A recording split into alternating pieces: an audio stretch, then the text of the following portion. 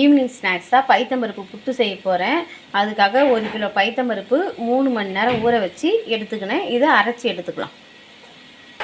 அரைக்கும் போதே லைட்டாக உப்பு சேர்த்துக்கலாம்.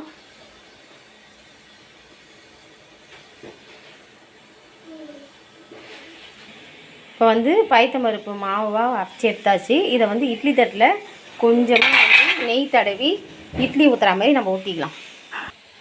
இந்த தேங்காவை நல்லா உடச்சி திருவி எடுத்துக்கலாம்.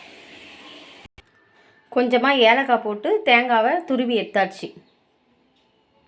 இட்லி வந்து நல்லா வெந்துடுச்சு, பைத்தம்பருப்பு இட்லி. இதை வந்து நம்ம கட் பண்ணி கொஞ்சம் ஆற வச்சுக்கலாம். அப்போ தான் பொடி பண்ணுறதுக்கு நல்லா வரும். இது மாதிரி புட்டு போட்டு ஆறின உடனே கொஞ்சம் கொஞ்சமாக போட்டு தான் அரைச்சிக்கணும். அரைக்கும் போது இந்த மாதிரி தான் வரும். நெய் ஒரு 100 கிராம் ஊற்றிக்கிட்டு முந்திரி பருப்பு கொஞ்சமாக வந்து பொடி பண்ணி போட்டுக்கிட்டேன். இப்போ மிக்சியில் வந்து அரைச்சதை இதில் போட்டுடலாம். இதை நல்லா வந்து கலர் தான் புட்டோட இது பதம் வரும். அந்த கன்சிஸ்டன்சி நல்லா கலரணும்.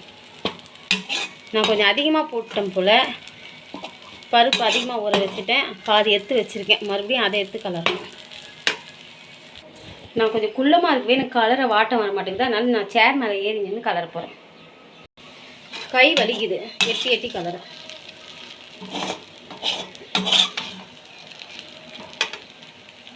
இதில் வந்து சுகர் பொடி பண்ணி வச்சுருக்கேன். தேங்காய், ஏலக்காய் எல்லாத்தையும் போட்டாச்சு.